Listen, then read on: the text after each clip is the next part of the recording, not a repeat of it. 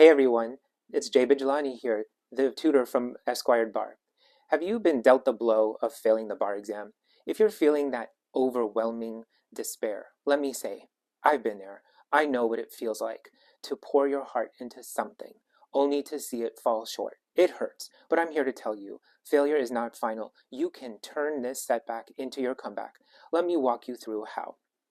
In this video, I'm going to walk you through a meaningful, actionable process to help you bounce back as a successful repeater from bar exam failure. We're going to talk about 9 steps, practical things you can do right now to get back on your feet. And trust me, you'll come out of this stronger than ever. But first, I'd like to know if this is the kind of video that resonates with you. If so, please like this video, subscribe to the Esquired Bar channel, and turn on your notifications, and I will post more. Now for those 9 steps. Step 1, grieve. Grief is real. You've just experienced a loss, a significant one. Grief has stages: denial, anger, bargaining, depression, and eventually acceptance. And yes, you're probably going through all of them right now. At first, you might be in denial thinking, this can't be happening. Maybe there's been a mistake. You might then move into anger, angry at the system, angry at yourself, angry even at people who seem to have been breezing through all along while you struggled. Then comes bargaining. Maybe you thought to yourself, if I had studied a little more, if I had focused a little more on this subject. And then there's acceptance. Maybe not in the way that says, oh, well, I'll never pass, but in a way that prepares you to move forward. Give yourself permission to take the time you need. Don't rush through the grieving process. Take a few days. It's not about pushing those feelings aside, but allowing yourself to truly experience them. When you sit with these feelings, you can heal from them. And when you're ready, you'll be able to move on to the next step, turning this setback into your comeback. Step 2. Get needy on your tribe. Reach out to the people who care about you. Lean on your family, friends, or anyone who really gets you. This is me time. You need the emotional space and support to really process everything. Allow yourself to receive the support you deserve in your time of need. Allow yourself to be vulnerable without isolating yourself. Surround yourself with people who uplift you, who remind you of your worth, and remind you that you're still capable of achieving your dream. Step 3. Once you've taken the time to grieve and lean in on your tribe, you need a mantra. It's time to build resilience. Invoke phrases that help you stay grounded and focused on the fact that you are not giving up. Maybe it's something like, I will rise, or this is my story to rewrite, or even, not today, Satan. My personal favorite is never again. Say it in your native language. Nunca jamás. Fir kabhi nahi. Whatever resonates with you, make it yours. Write it down, say it out loud, put it on a t-shirt, and make it a part of your routine. Every time you feel defeated or uncertain, repeat that mantra. Your mind has the power to shape your reality. This is your moment to tap into your inner strength and let it carry you forward. You can do this. Step 4.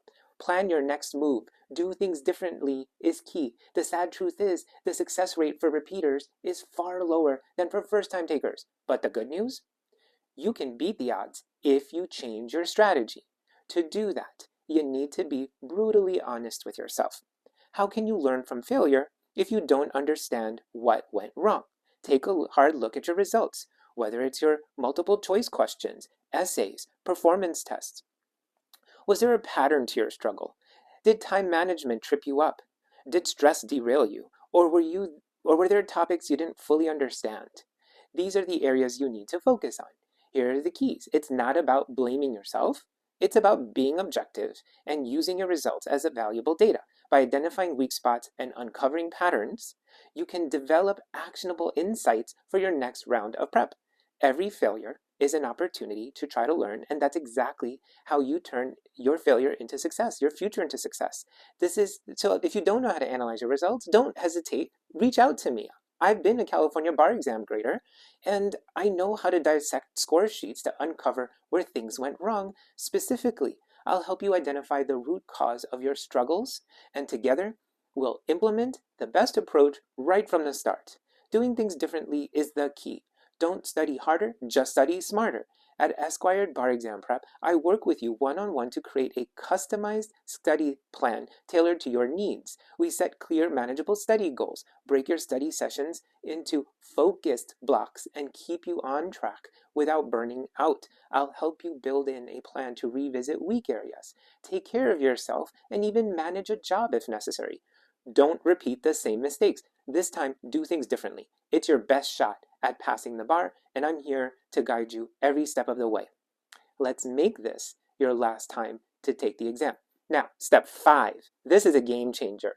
Pick a date for when you're going to start up again with bar exam prep. This is not just a motivational tool. It's a commitment. When you pick a date, you create urgency. You make this real. You take that feeling of defeat and turn it into purpose.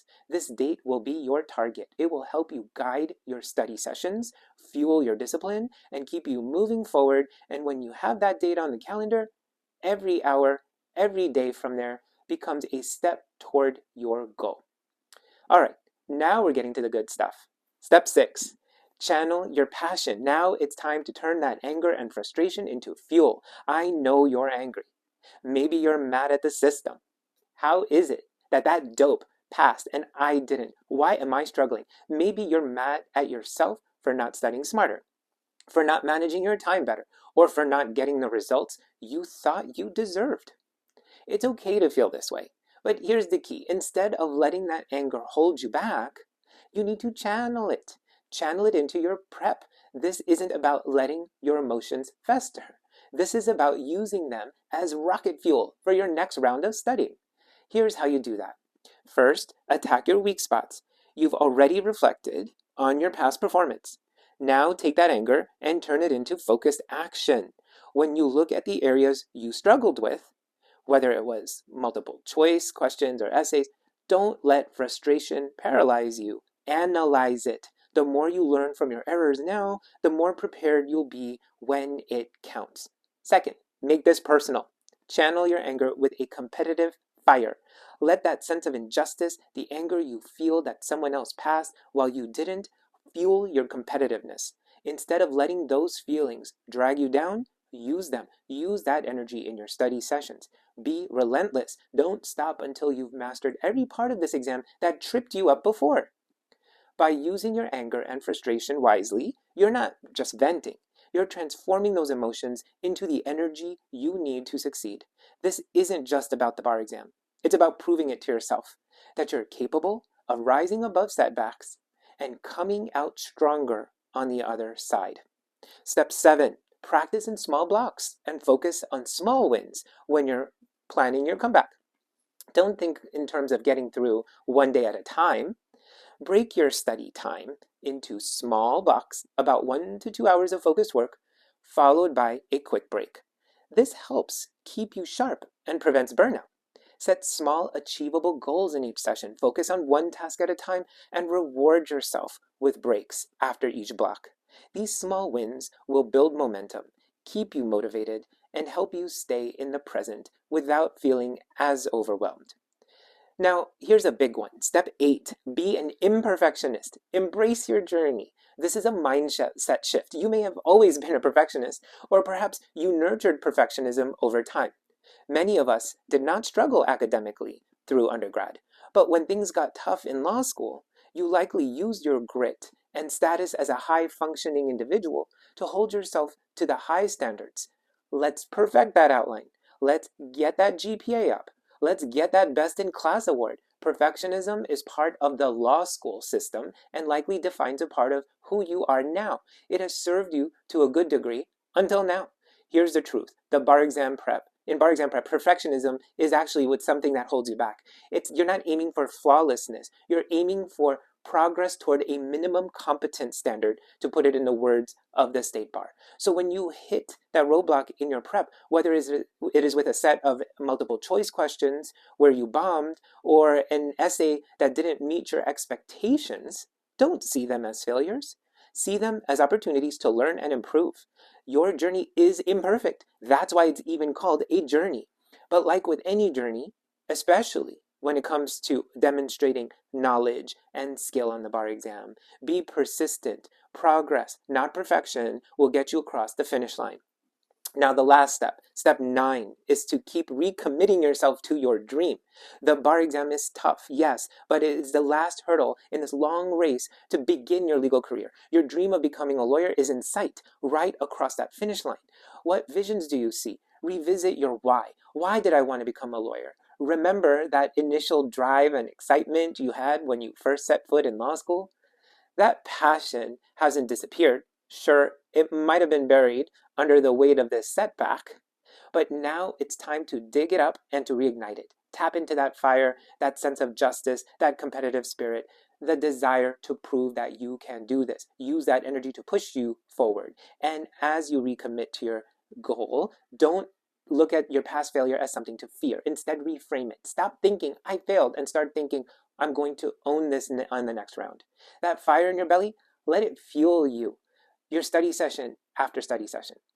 And that's how you build resilience as a repeat taker to pass the bar exam.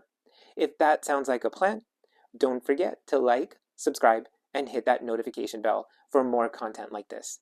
Keep pushing forward, one step at a time, and soon that lifelong dream will be yours. At Esquired, I specialize in helping repeaters just like you, those who are determined, those who are ready to turn failure into their greatest comeback. So if you're ready to take the next step, reach out to me. We're in this together. Take care of yourself. And remember, resilience is the key to your success.